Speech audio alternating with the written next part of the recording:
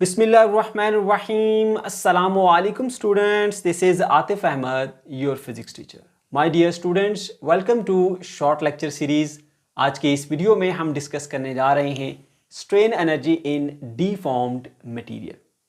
प्यारे बच्चों, strain energy भी एक तरह की पोटेंशियल एनर्जी ही होती है। और याद रहे कि पोटेंशियल एनर्जी एक बॉडी में कैसे आती है। जब भी आप किसी फोर्स के अगेंस्ट वर्क करते हैं एक बॉडी पर, तो आपका किया गया work in the form of potential energy उस बॉडी में स्टोर हो जाता है, जिसे हम पोटेंशियल एनर्जी कहते हैं। ये जो स्ट्रेन एनर्जी है, ये भी एक तरह की पोटेंशियल एनर्जी ही होती है। कैसे, मैं आपको एक छोटी सी एक्टिविटी से ये बात समझाता हूं। देखो बच्चों, ये मेरे पास एक स्केल है, ठीक है। इस वक्त ये ऐसे नॉर्मल कंडीशन के अंदर है। अब मैं क्या करता हूं, इसके ऊपर एक डीफॉर्मिंग फोर्स अप्लाई करता हूं, जो कि इसकी शेप में चेंज लेके आए, यानी इसमें स्ट्रेन प्रोड्यूस करे, ठीक है। तो मैंने क्या किया, यहां से फोर्स लगाई थोड़ी सी, ऐसे बॉडी की शेप में चेंज आ गया। अब इसके जो पार्टिकल्स है ना, ठीक है, वो वापस अपनी ओरिजिनल पोजीशन की तरफ जाने की कोशिश करते हैं। इसके पार्टिकल में एक रिस्टोरिंग फोर्स आ जाती है, इलास्टिक रिस्टोरिंग फोर्स, जो कि इस डायरेक्शन में है, वो उधर को जाने की कोशिश करते हैं। देखिए, जैसे ही मैंने थोड़ा सा इसको ऐसे किया, फोर्स अप्लाई की, बॉडी में स्ट्रेन आई और पार्टिकल अब उस तरफ को जाने की कोशिश कर रहे हैं ऐसे। अब मैं क्या करता हूं, मजीद इसके ऊपर वर्क करता हूं, यहां से यहां तक डिस्प्लेस किया और वर्क किया और वर्क किया और वर्क किया, मैं वर्क करता चला जा रहा हूं, ठीक है। अब मैं जो वर्क कर रहा हूं ना, मैं इस फोर्स के अगेंस्ट वर्क किए जा रहा हूं, जो पार्टिकल्स को वापस अपनी ओरिजिनल पोजीशन की तरफ लेकर जाना चाहती है। तो मेरा यह किया गया work in the form of potential energy इस बॉडी में स्टोर होता जा रहा है। जैसे ही मैं छोड़ूंगा तो ऐसे भागा भागा ये उधर जाएगा। क्यों? इसके अंदर एक एनर्जी स्टोर हो गई थी। वो जो एनर्जी स्टोर हुई थी ना, वो क्या है? Strain energy. और वो क्यों आई है?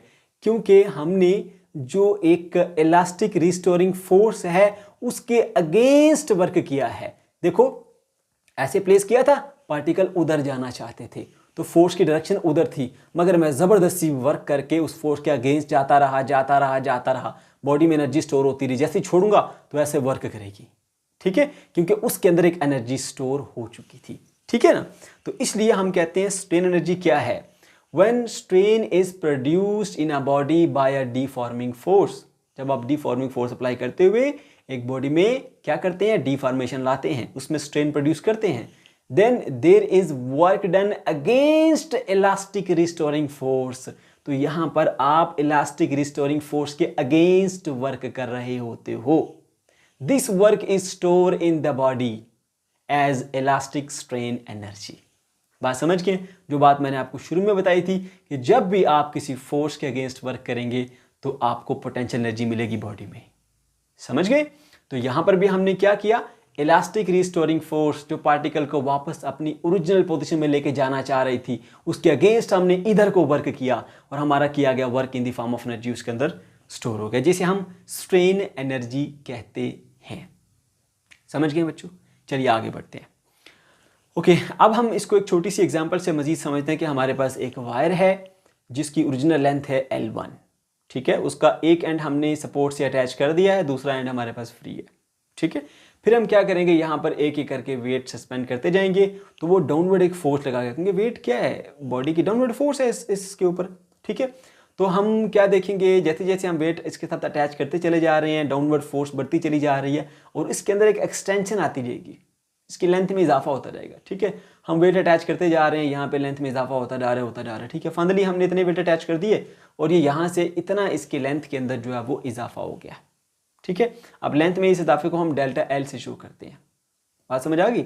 ओके, अब बेसिकली हुआ क्या, हमने ना फोर्स अप्लाई की। फोर्स कैसे अप्लाई की? लोड की सूरत में, इसके वेट की सूरत में फोर्स लगी डाउनवर्ड। तो इसका जो ये वाला एंड है वो यहाँ से डिस्प्लेस होके यहाँ तक आ गया। इसने मान लीजिए कुछ डिस्प्लेसमेंट कवर कर लिया, वो है जी डेल्टा L। तो जितना यहाँ पर वर्क हुआ है ना, उस वर्क के बराबर ही इसके अंदर जो है वो क्या आएगी, स्ट्रेन एनर्जी आएगी। लेकिन याद रहे, इलास्टिक लिमिट के अंदर रहते रहते, इलास्टिक लिमिट आपके पास वो लिमिट है कि जब तक आप फोर्स को रिमूव करोगे बॉडी के ऊपर से, तो बॉडी वापस अपनी ओरिजिनल पोजीशन में, अपनी ओरिजिनल शेप में चली जाएगी, ठीक है। तो इलास्टिक लिमिट के अंदर रहते रहते हमने ये सारा काम किया है। ओके जी, तो अब हमने बेसिकली इसके अंदर क्या कैलकुलेट करनी है, स्ट्रेन एनर्जी। तो जितना हमने वर्क किया है हमारा work he in the form of strain energy उसके अंदर स्टोर हुआ है, तो वो वर्क हमने कैलकुलेट कर लेना है। ठीक है, तो हम क्या करते हैं जी, एक ग्राफ बना लेते हैं। ग्राफ है जी फोर्स और एक्सटेंशन के दरमियान।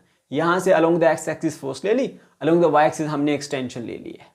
ठीक है, अच्छा अब हम क्या कर रहे थे, ऐसा ऐसा फोर्स को बढ़ाते जा रहे थे, बढ़ाते जा रहे थे, बढ़ाते जा रहे थे, बढ़ाते जा रहे थे। इसमें एक्सटेंशन भी बढ़ती जा रही थी, बढ़ती जा रही थी, बढ़ती जा रही थी। तो यहाँ पर इन दोनों के दरमियान में ना हमें एक स्ट्रेट लाइन मिली यहाँ पे। ठीक है, तो ये एक स्ट्रेट लाइन ओ से लेके पी तक जो है ना, ये हमारे पास ग्राफ है इसका। ठीक हो गया, ओके। तो हमने कैलकुलेट करना है वर्क। तो देखा जाए तो ये एक तरह की फोर्स है और ये एक तरह का डिस्प्लेसमेंट है जो कि इसने यहाँ से लेकर यहाँ तक कवर किया।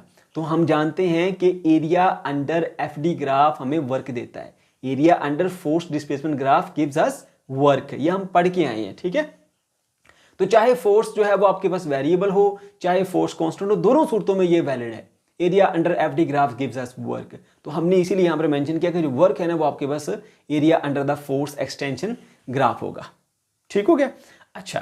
तो अब हम क्या करेंगे जी, इस ग्राफ के अंदर जो एरिया ओ से लेके पी तक कैलकुलेट करने के लिए यहाँ से सीधा परपेंडिकुलर ड्रा करेंगे। तो ये हमारे पास एक ट्रायंगल बन गई है। तो इस ट्रायंगल का एरिया कैलकुलेट करना है, वही हमारे पास एरिया अंडर द ग्राफ है। ओके, तो ट्रायंगल का एरिया कैलकुलेट करने का फॉर्मूला बहुत आसान होता है, 1/2 बेस इंटू एल्टीट्यूड या हाइट, दोनों लिख सकते हैं आप। ठीक है ना, तो यहाँ पर बेस जो है वो रिप्रेजेंट कर रही है फोर्स को, यहाँ से लेकर यहाँ तक फोर्स को रिप्रेजेंट कर रही है, बेस फोर्स आ गई।